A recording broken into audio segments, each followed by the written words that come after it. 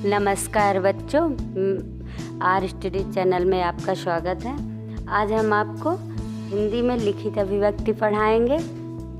अगर आप हमारे चैनल पे नए हैं तो चैनल को सब्सक्राइब करें और वीडियो को लास्ट तक देखिएगा, क्योंकि आपके लिए हम कुछ लिखित अभिव्यक्ति से संबंधित महत्वपूर्ण प्रश्न भी लाए हैं। तो चलिए हम शुरू करते हैं। लिखित अभिव्यक्ति। अर्जित ज्ञान के स्थायित्व एवं संरक्षण हेतु लिखित अभिव्यक्ति का विशेष महत्व है। जब हम लेखन करते हैं तो हम ये सोचते हैं कि क्या मौखिक रूप से अगर पठन कर लिया जाए तो क्या लेखन ज़रूरी है। हाँ, ज़रूरी होता है, क्योंकि हम मौखिक रूप से कोई चीज़ स्थायी नहीं रह सकती है।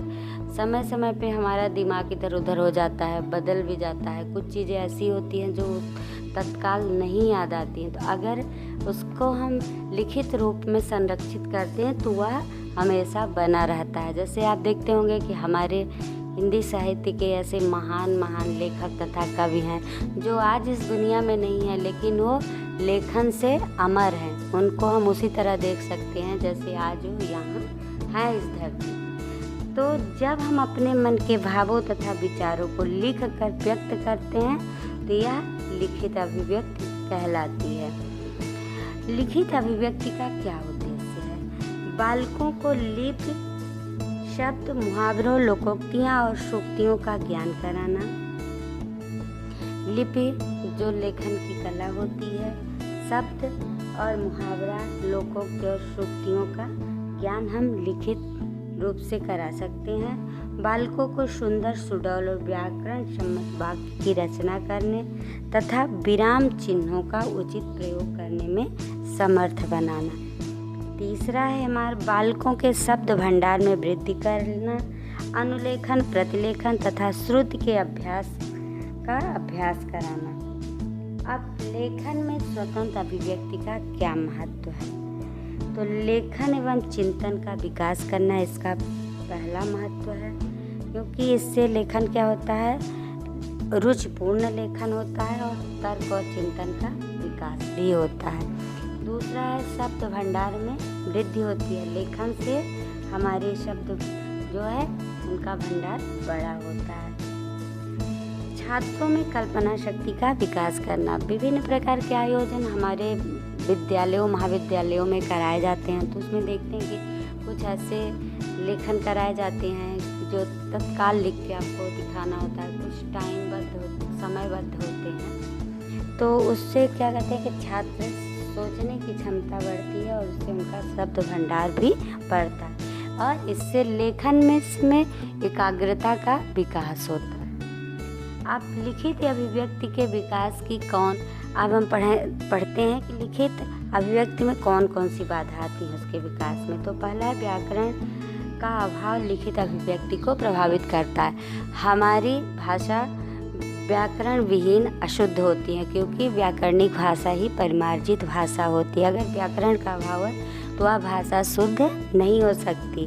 दूसरा है लिखते समय सही से बैठना, पेन या पेंसिल पकड़ना तथा किताब कॉपी से उचित दूरी आदि छात्र नहीं जानते। जब लिखित अभिव्यक्ति हम लेखन छात्रों से करवाते हैं तो अगर वह सही से बैठ नहीं पाता, सही से पेन पेंसिल नहीं पकड़ पाता या कॉपी से दूरी नहीं जानता, तो क्या होगा, वह लेखन नहीं कर पाएगा सही से।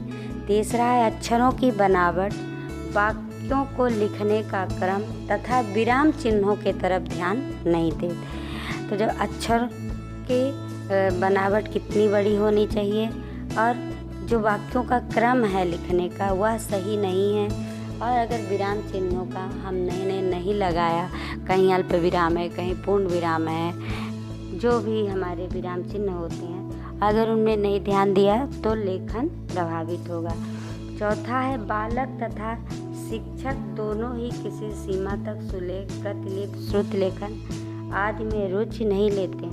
देखे होंगे कि इन सब से बालक तो लेखन से डरता ही है, शिक्षक भी सोचते हैं कि इसमें ज़्यादा समय लगता है तो इसकी क्या आवश्यकता है, लेकिन यही कारण है कि जिससे हमारा लेखन प्रभावित होता है। इसलिए लेखन का कार्य हमेशा सुलेख, प्रतिलेख, श्रुत लेखन आदि के द्वारा कराना चाहिए। पांचवा है लिखित अभिव्यक्ति को प्रभावित करने वाला प्रमुख कारण है उच्चारण उच्चारण, जिस तरह से हम शब्दों का सही उच्चारण नहीं कर पाते, अगर जैसे हमारे कुछ व्यंजन वर्ण, कुछ स्वर वर्ण ऐसे हैं कि जिनको हम मिला के बोल देते हैं, स्पष्ट रूप से नहीं बोलते हैं। छ और कक्षा में क्या अंतर है, यहाँ आज में क्या अंतर है, अनुनासिक वर्ण कहाँ से उनका उच्चारण होता है आदि का अगर सही से उच्चारण नहीं कर पाते तो इससे भी हमारा लेखन प्रभावित होता है। अब लिखित अभिव्यक्ति की समस्याओं को, अच्छा, लेखन की जो समस्या है उसको हम कैसे दूर कर सकते हैं, उसका निदान क्या है। तो पहला है छात्रों को लिखते समय सही से बैठना, सही से पेंसिल पकड़ना, उन्हें कागज़ से 12 इंच की दूरी बताया जाना चाहिए। दूसरा है छात्रों को पेंसिल पकड़ने के लिए 1.5 इंच ऊपर से पकड़ने के लिए सिखाना चाहिए। तीसरा है स्पष्ट अक्षर लिखने का अभ्यास कराया जाना चाहिए। चौथा है प्रत्येक अक्षर के ऊपर सिरोरेखा का प्रयोग करना अवश्य सिखाया जाए। बहुत बार ऐसा क्या होता है कि लिखना तो सीख जाते हैं, अक्षर बनाना सीख जाते हैं, वाक्यों को क्रम में बनाना सीख जाते हैं, लेकिन क्या होता है कि हम उसके ऊपर सिरोरेखा लगाना उचित नहीं समझते, तो यह हमारी हिंदी भाषा में गलत लेखन माना जाता है। प्रत्येक अक्षर के ऊपर सिरोरेखा का प्रयोग अवश्य करना चाहिए। 5वां है व्याकरण का सही ज्ञान कराना, व्याकरणिक भाषा बच्चों को सिखाना चाहिए।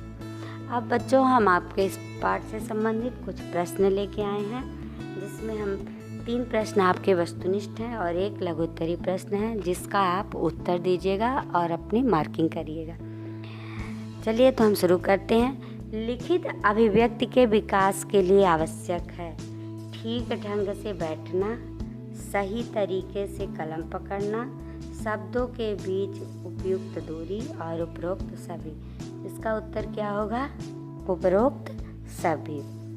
लिखित अभिव्यक्ति के विकास हेतु, दूसरा प्रश्न है, लिखित अभिव्यक्ति के विकास हेतु प्रयास करना चाहिए कक्षा में समूह में पढ़ने के लिए। दूसरा है छात्रों को सही से बैठना, कलम पकड़ना तथा कागज़ से उचित दूरी पर लिखना। तीसरा है छात्रों से अंत्याक्षरी, बाल सम्मेलन आदि कार्यक्रम आयोजित कराना। और चौथा है इनमें से कोई नहीं। तो इसका उत्तर आप बताइए क्या हो सकता है? कक्षा में समूह में पढ़ने के लिए प्रोत्साहित करना, या तो हो ही नहीं सकता क्योंकि यहाँ लेखन है। छात्रों को सही से बैठना, कलम पकड़ना तथा कागज़ से उचित दूरी पर लिखना।